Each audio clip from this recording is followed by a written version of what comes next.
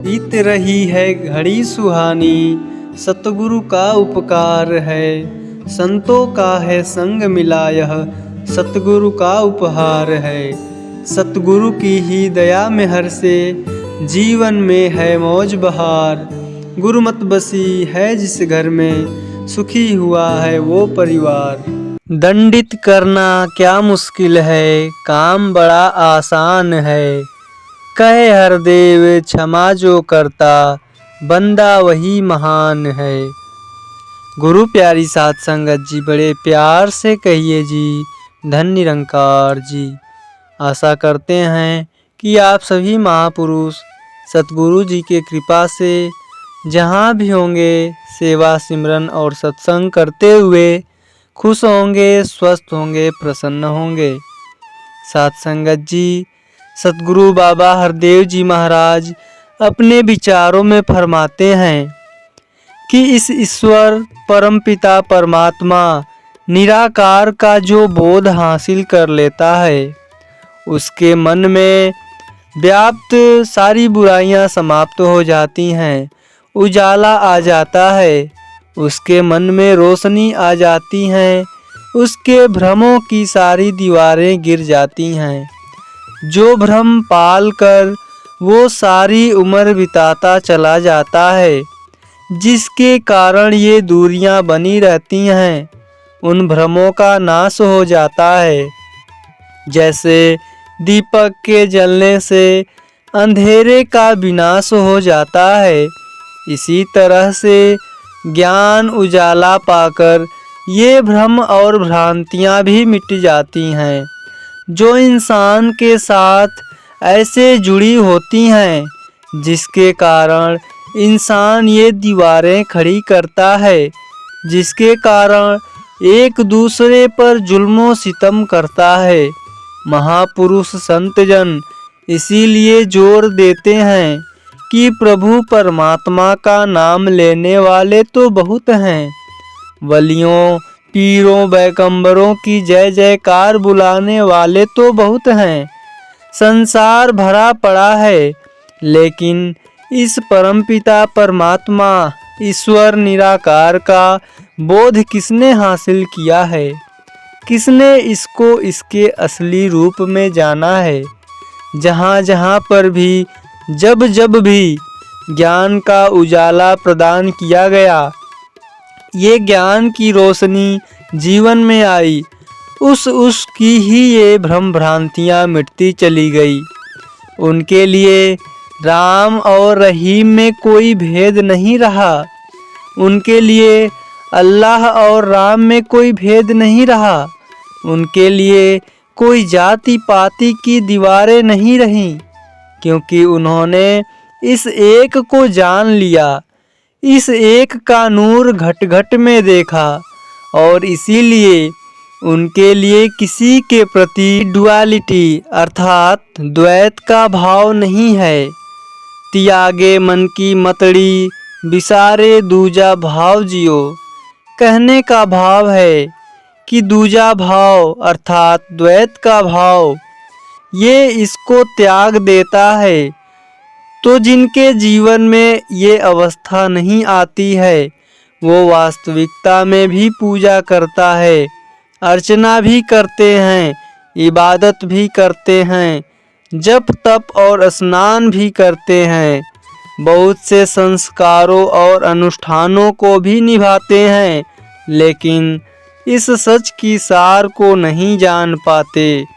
पढ़ने पढ़ाने सुनने सुनाने को वो बोध मान लेते हैं, यात्राओं को ज्ञान मान लेते हैं। इसीलिए संसार के बारे में हमेशा यही कहा गया है कि चलते के पाछे चले, परमार्थ न संभाल। इंसान सोचते विचारते नहीं हैं कि वेदों ग्रंथों में इशारे क्या किए गए हैं, कैसे निबेड़ा होना है इस आत्मा का, किसके कारण ये मनुष्य जन्म सफल माना जाएगा, कौन सा लक्ष्य है जिसकी पूर्ति हर मानव शरीर को धारण करने वाले ने प्राप्त करनी है। ये इसकी तरफ विचार ही नहीं करते, बस चलते चले जा रहे हैं और उम्र तमाम हो जाती है। महापुरुष संत जन यही कहते हैं कि हे इंसान, तू सच की प्राप्ति कर ले। सत्य ये ईश्वर है, ये पार ब्रह्म परमात्मा है, ये निराकार, ये सर्वव्यापक सर्वशक्तिमान परमात्मा, यही सच है। आदि सचु जुगादि सचु है, भी सचु नानक होसी भी सचु। कहने का भाव है कि यही सच है। बाकी सारे संसार को स्वप्न के मानिंद माना गया है। यह संसार शाश्वत नहीं है, परमात्मा ही शाश्वत है। यही एक रस है, संसार एक रस नहीं है। दुनिया में कदम कदम पर तब्दीलियां हैं, कदम कदम पर बदलाव हैं। कहीं पर भी स्थिरता नहीं है, कहीं पर भी अडोलता नहीं है। यह स्थिरता भी परमात्मा के हिस्से में आई है। यह परमात्मा स्थिर भी है और शांत भी है। ये निर्मल है, यही शाश्वत है, यही स्वयंभू है। स्वयंभू का मतलब कि जिसको कोई बनाने वाला नहीं है, बाकी सब चीज़ें बनी हैं। इस सत्य को जानना है। इसको जिन्होंने भी जाना है, उन्होंने अपनी आत्मा का कल्याण किया है। उन्होंने परलोक भी संवारा है। उन्होंने आवागमन के बंधन से भी निजात पाई है और इस लोक की यात्रा को भी आनंद पूर्वक तय किया है। इसी दौलत से युक्त होकर अमीरी उनके हिस्से में भी आई है। उनके हिस्से में ऐसी दौलत आ गई और वो अमीर बन गए। झोपड़ी में रहने वाला भी अमीर, महल में रहने वाला भी अमीर, इसी दौलत के द्वारा ही हुए। और यदि ऐसा नहीं है तो इंसान को कहा गया कि इंसान, तू अभी भी दूर है लक्ष्य से, अभी भी तुझे बात समझ में नहीं आई है और तू चलता चला जा रहा है। लेकिन पहुंचना ऐसे लोगों के हिस्से में नहीं आता है। हर चलना पहुंचना नहीं हुआ करता है। यही नहीं कि मैं तो सारी उम्र चलता हूँ और चलता चला जा रहा हूँ। हर चलना पहुँचना नहीं होता, उसी का चलना पहुँचना हो सकता है जो वास्तविकता में मर्म जान लेता है, जो सत्य का बोध हासिल कर लेता है। वो अपनी मंजिले मकसूद को भी पा जाता है। उसका चलना चलना नहीं रह जाता है, उसके हिस्से में पहुंचना भी आ जाता है। इसीलिए यहाँ पर पहुँचने की बात की जा रही है कि हमने पहुँचना है मंजिल ए मकसूद पर। ये मंजिल का है हर आत्मा की, यह मंजिल हर आत्मा ने पानी है, तभी साल्वेशन अर्थात मुक्ति इसके हिस्से में आएगी। दीवारों की भी बात कर रहे हैं। दीवारें जो अज्ञानता के कारण इस मन में खड़ी हैं, जिनका पुरजोर तरीके से हम जिक्र किए जा रहे हैं। दीवारें हमारे मन में खड़ी होती हैं, हम बाहर भी उनको एक क्रियात्मक रूप दे देते हैं। उस तरह से हम ये दीवारें बाहर भी खड़ी करते चले जाते हैं, क्योंकि हमारे मन में अंधकार छाया हुआ है। यानी कि आत्मा भी अंधकार में है और मन भी अंधकार में है। तो बचा क्या? लोक भी गया और परलोक भी हाथों से गया, फिर तो कुछ भी हासिल ना हो पाया। इसीलिए मियाँ बाहू जी जैसे संत कहते हैं कि सच न जीना खरीदया बाहू, दोई जहाने मांडे हो। मियाँ बाबू जी कहते हैं कि अगर यह सच हिस्से में नहीं आया तो दोनों जहानों में शर्मिंदगी है। यानी कि ऐसा झूठा सौदा कर लिया जाता है, इस तरह से जीवन जी लिया जाता है कि कुछ भी हासिल नहीं हुआ, बल्कि और ज़्यादा नुकसान करके संसार से रुखसत हो जाते हैं। इसीलिए महापुरुष संतजन यही संदेश देते हैं, यही पैगाम दिए चले जाते हैं कि नाता जोड़ना है तो केवल ईश्वर से, इस पार ब्रह्म परमात्मा से जोड़ना है।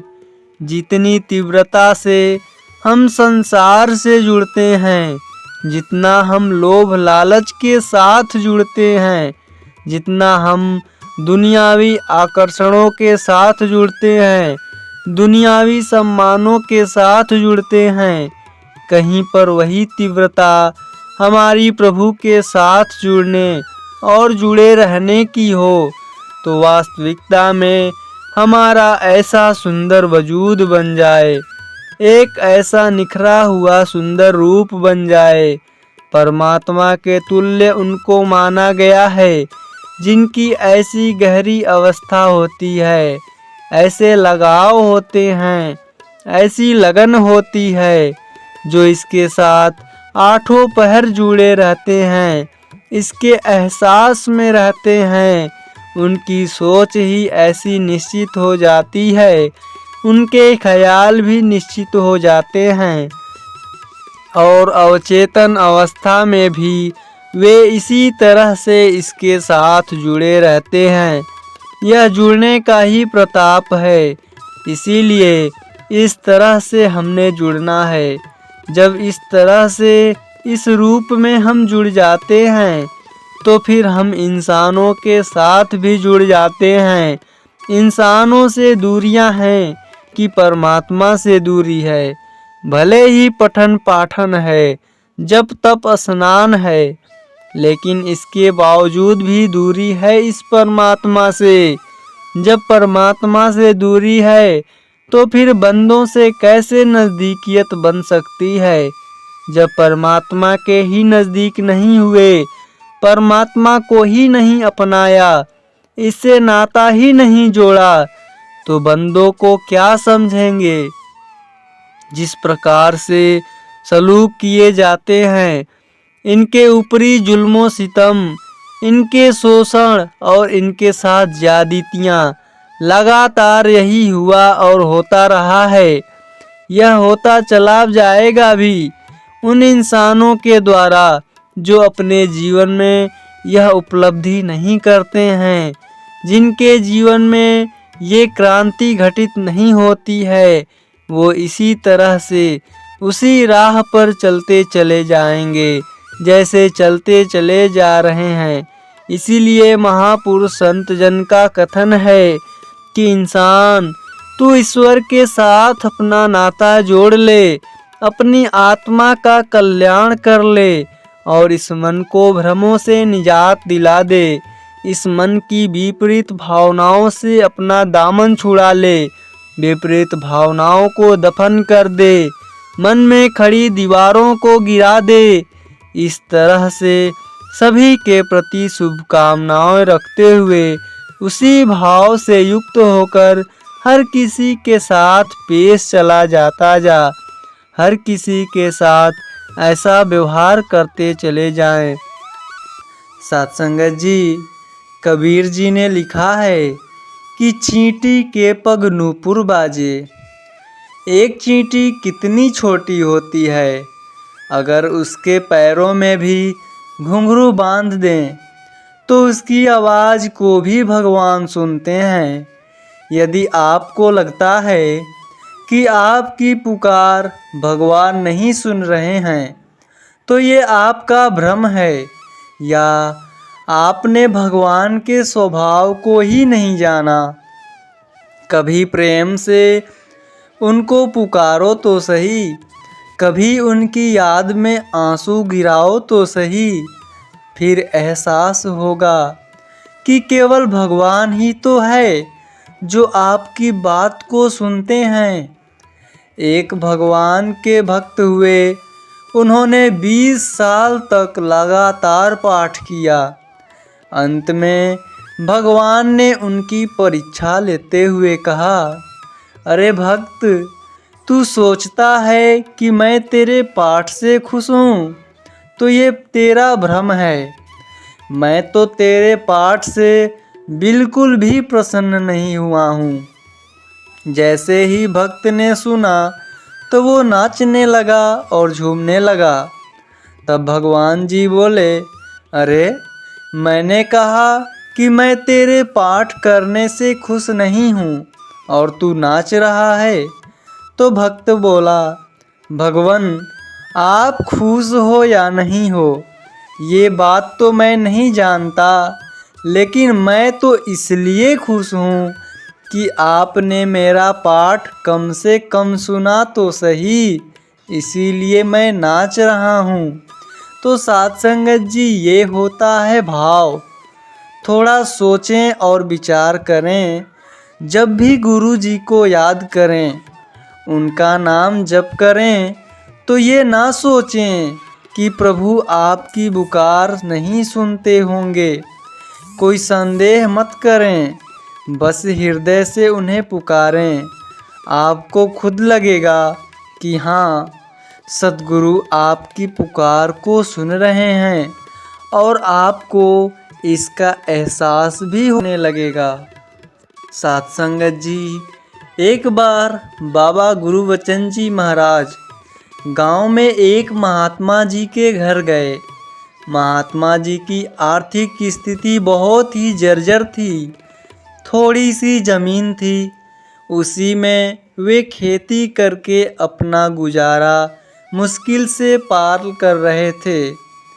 जब बाबा जी ने संतों की हालत को देखी तो कहे कि दातार कृपा करेंगे, आप इस बार धनिया बोना। पूरे खेत में संत ने बाबा जी की सम्मुख सहमति जता दी। पर बाबा जी के जाते ही उन्होंने सोचा, ये भी कोई फसल है, थोड़ी सी कोई सब्जी लेता है तो उसको भी फ्री में दे दिया जाता है। और उसने गुरु के आदेश को ना मानकर सारे खेत में आलू बो दिए। साध संगत जी, कुछ समय के बाद बाबा गुरुबचन सिंह जी महाराज ने महात्मा को संदेश भिजवाया कि बाबा जी याद कर रहे हैं। अब तो महात्मा के पैर के नीचे की ज़मीन खिसक गई, पर यहाँ भी अपनी चालाकी दिखाते हुए आलू की क्यारियों के सहारे सहारे धनिया बो दिया और बाबा जी से मिलने पहुँच गए। बाबा जी ने पूछा, धनिया बो दिया महात्मा? तो उस महापुरुष ने हाँ जी में उत्तर दिया और गांव आ गए।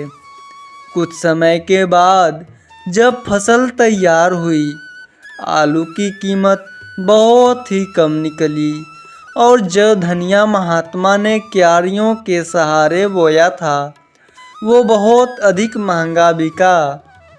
पर अब तो पछताए क्या होगा जब चिड़िया चुग गई खेत। सद्गुरु ने भक्त की गरीबी दूर करने के लिए धनिया बोने की प्रेरणा दी, लेकिन यहाँ भी भक्त ने गुरु के आदेश में दखल अंदाजी कर दी और सतगुरु ने जो सोचा था उसको हासिल नहीं कर पाया। साध संगत जी, कहने का भाव है कि जो वचन सतगुरु या सतगुरु द्वारा जिन्हें सेवा सौंपी गई है उनके द्वारा आते हैं, हमें उन्हें जस के तस करके मानना है, क्योंकि हम इतने ज्ञानी नहीं हैं जो संत महात्माओं के वचनों को समझ पाएं। उनके वचनों के पीछे जो हमारा भला होता है उसे समझ पाएं। गुरु वचन को हम जस के तस मानेंगे तो जीवन में आनंद प्राप्त होगा। साध संगत जी, आज इतना ज्ञान है तो फिर भी क्यों नहीं है खुश धरती पर लोग। एक दिन यमराज और चित्रगुप्त आपस में बात कर रहे थे।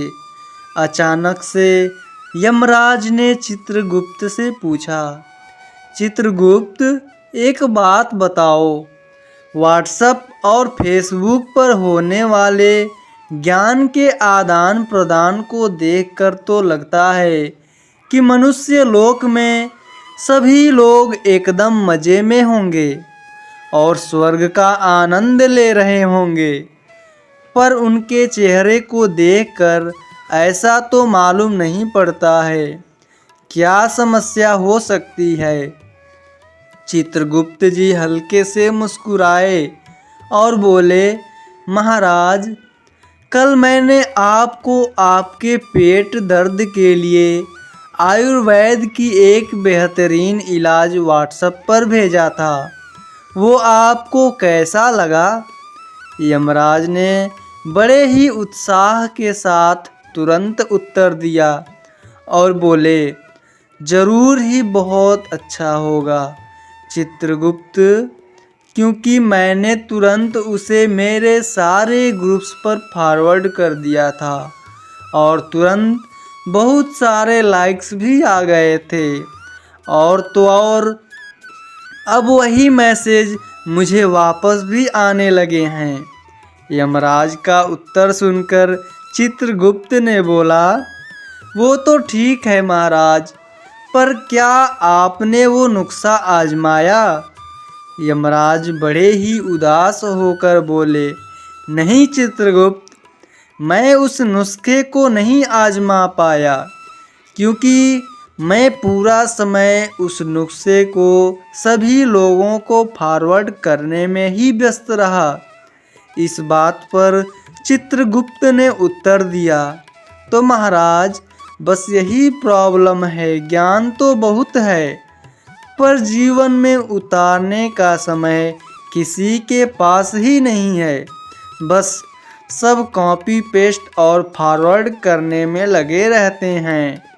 तो साथ संगत जी, उम्मीद करते हैं कि आप सभी संतों को आज की यह साखी ज़रूर पसंद आई होगी। फिर मिलते हैं अगले साखी में। साथ संगत जी, बड़े प्यार से कहिए जी, धन्य निरंकार जी।